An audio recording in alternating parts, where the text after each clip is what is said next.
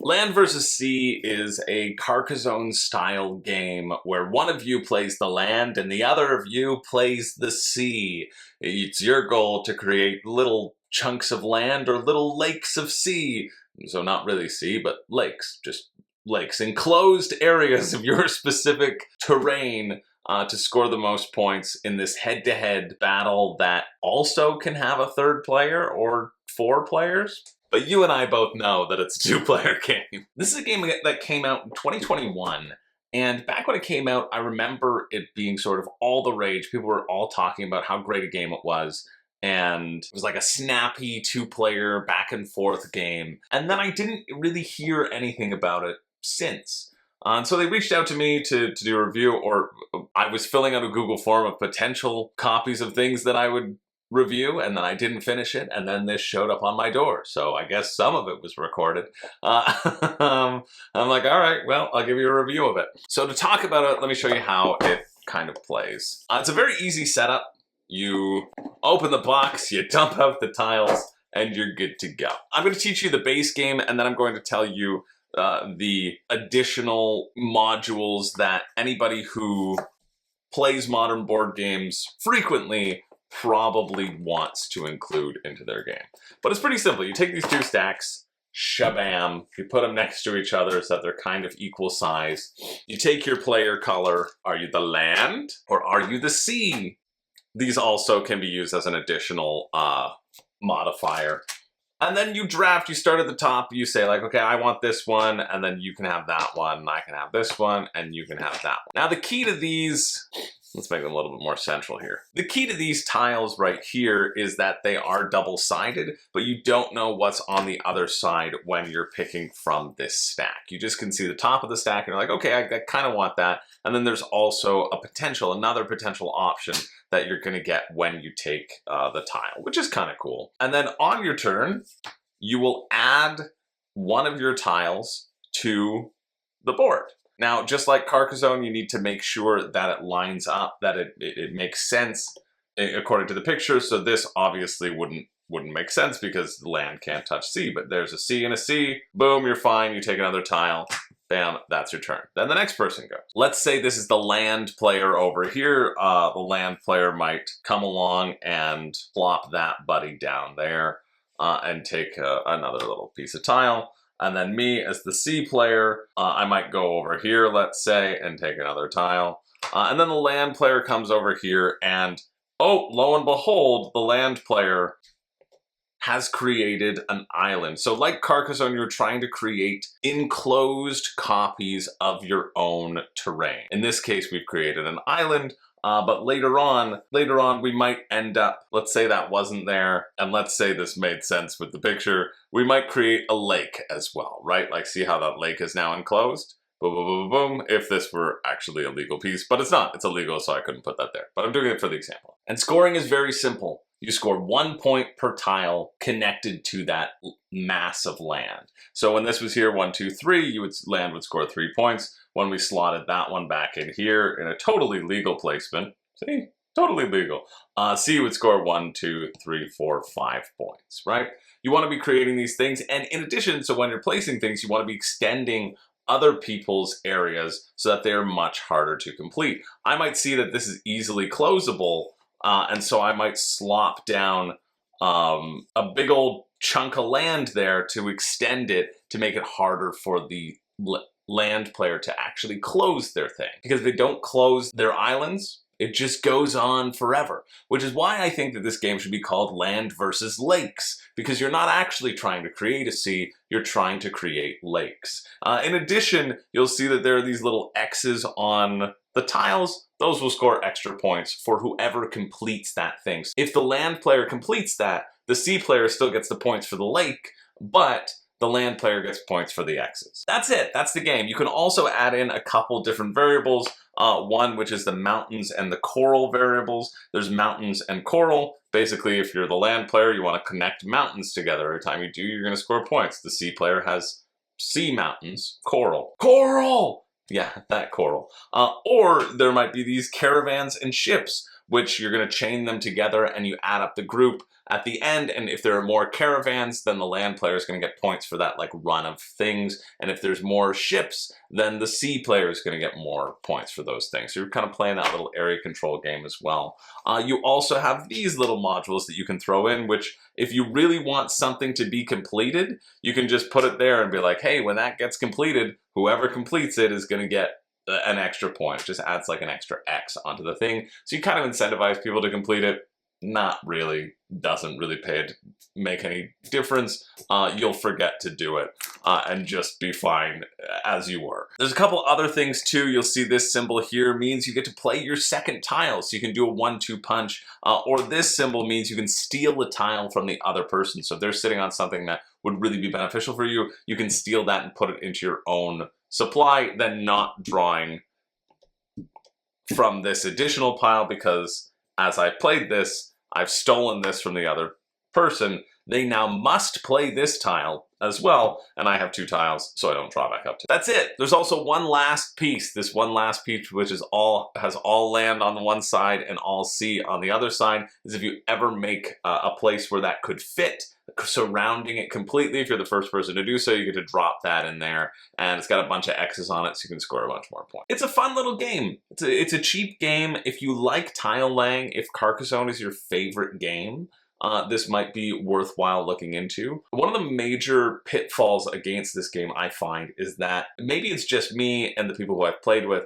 but it is so much easier to wrap your head around creating islands than it is creating lakes. And I think a lot of that has to do with this being called land versus sea and not land versus lakes. Really just think of it as land versus lakes, and you might have a better time like wrapping your head around it. But when I look at this pattern, and when I zoom in on this pattern, I'm like, okay, I want to close these things. I don't want to be focused on this blue thing, right? I want to close the actual big islands that are happening. That seems a lot easier. Maybe it's just how the colors are brought out. The lighter brown sort of stands out a bit for me, but it's much, much easier to kind of wrap my head around creating these instead of this. Although, to be honest, that being in the center of the frame kind of helps me think and frame around it, but I know it's just because we've been using that as our example. Right? Dropping that in there would actually make a legal lake and not sea, which are different from something that sounds similar.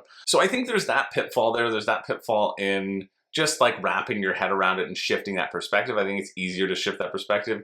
Maybe it depends on how well you do with spatial puzzles, but that's something that I found personally. Then there's the base game versus adding in the modules. I found the base game to be incredibly tedious, because there's not really that much to do. I much preferred the game when you added in the mountains and added in the caravans. You can look and you can see that there are so many things going on. So there's some mountains there, there's some coral there, right? There's a caravan, there's a ship, there's just something that maybe it'll come, maybe it was a planned expansion, who knows? But the back and forth of just having an extra turn and stealing and that being it, and just scoring 1 point per, wasn't really that interesting. I much preferred having multiple things to juggle, because then it felt like I was more active on my turns. This game can really get into a big back and forth of, oh, you're trying to close that thing? Great. Well, if you're the C player and you're trying to close this, let me just continue to make it difficult for you, right? The C players drop that down and now they're 1 away from it being closed. Nope, I'm just gonna drop that and now you're 2 away. And they're like, okay, well now I'm gonna try to start to build that out. And you're like, okay, boom, you're still 2 away.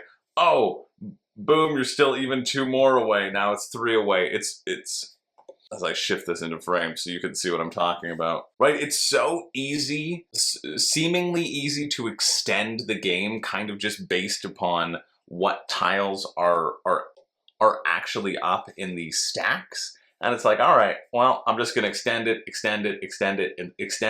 and then you get to a point where, kind of like a castle in Carcassonne, you're like, well, dang, if they ever close this, they win the game, right? And so it doesn't become this like clever puzzle of like, yeah, I've completed this. It's just, I'm not gonna let you complete anything whatsoever. I'm just gonna keep extending this big one and try to pick up a few points along the way. And I'm not like a huge fan of that style of gameplay. I think it would be more satisfying to not have that as an element, but to me it just felt like the easy strategy to do. You want to extend the other player while you close your own as well. And maybe that sort of speaks to the land versus sea nature of the game, right? It is there inherent in the title. But I just found that back and forth to be not that thrilling. And so was immensely heightened when I could be like, okay, great. At least now I'm planning, now I'm extending these and I'm getting points for dropping these mountains, boom, boom. And I've got more mountains happening, boom, boom, boom. And so it doesn't matter that this thing's getting bigger, I'm accruing points along the way. And so that then became a lot more exciting to experiment with. And then eventually like, oh, maybe I'll get this closed. It didn't matter as much because you can see how long it takes something to get closed, right? So that's taking me 1, 2, 3, 4, and this is when you're looking for specific tiles, 5 moves, right? It took me 5 moves to close this very giant piece of land. And in those 5 moves, it's very easy for the C player to be like, okay, I'll spend a move making you take 2 moves, right? Those sorts of exchanges are very easily telegraphed. And so it's sort of bouncing around and finding the times where that won't happen is where you can pick up these little points along the way. And so it's almost a very death by 1,000 cuts style of game because you're just chipping away, chipping away. That being said, I don't think it's a bad game. I think it's good, but it's one that I was expecting a lot more from. And I think I see why this was a bit of a flash in the pan as well, because the initial creating a nice thing feels good. You can play it, you bang out a few games, you're like, yeah, this has potential, that's potential. But it's a game that has potential that I'm not really going to turn to that much. I played Carcassonne again recently, and I was like, man, you know what? I would much rather play just 2-player Carcassonne than Land versus Sea. And if you can't take out the sort of gateway competitor that you've based your feeling upon, if you can't elevate that to a sense to at least put yourself on even footing, whereas I don't think it does. I think the removal of meeples and the ability to sort of extend for forever in perpetuity kind of puts it down a little from Carcassonne. Then I ultimately think this isn't one that's going to stick around in my collection. For a score, if I had to give it a score, I don't know, I thought it was going to be a 3.5, but after talking about it, I might have to give it like a 3 out of 5. Yeah, I think a 3 out of 5 is more accurate, depending upon who you are. If you really love tile laying games, visually this is very nice. Like the production quality again is really good. You're 2-player centric. You could consider it. The 3-player version essentially is adds in the navigator who is just trying to balance it, trying to extend both things as well, right? Playing defense on all accounts and is getting the points for the mountains and the coral and all the extra bonuses. Now this person is the only person who gets those points and you're just stuck with getting the crappy points on your own. I wouldn't do it. And then you can play this as a team version? No, absolutely not. Like, these sorts of games, it offends me that they put 4 players on the box. And because of that, I'm putting it down to a 3 out of 5. By all means, not a bad game, just not one that really gets me actively excited. That's it. If you're curious about it, if you thought, hey, where did that game ever go to? What did it amount to? This is it. I'm thrilled that I got to try it because I had always sort of really thought about it very highly just because I remembered it being like everywhere. People were talking about this like everywhere and then nobody was talking about it anymore. I think I know the reason why. Because it's just good. It's good. It's not one that I'm going to reach to. It doesn't make my top 2-player list. But it's good, you know? And I think if you like tile laying games, it's cheap enough that you could go out and you could give it a try. So hopefully that was helpful if you're interested in purchasing this game. If it was, do the YouTube thing and, you know, make me feel good about myself for once in my miserable existence. Although, to be fair, I don't think I made Land vs. Sea feel good about itself, so what really have I earned? You know? So thanks for watching. My name's Chris George. And you know what? I don't have a catchphrase. I do like how quickly this sets up and cleans up. Easy to pull out, easy to bang out a game. So maybe it's for you. It's good. And so if you got it, I hope you like it. So as always, watch out for people plucking your armpit hairs while you're sleeping.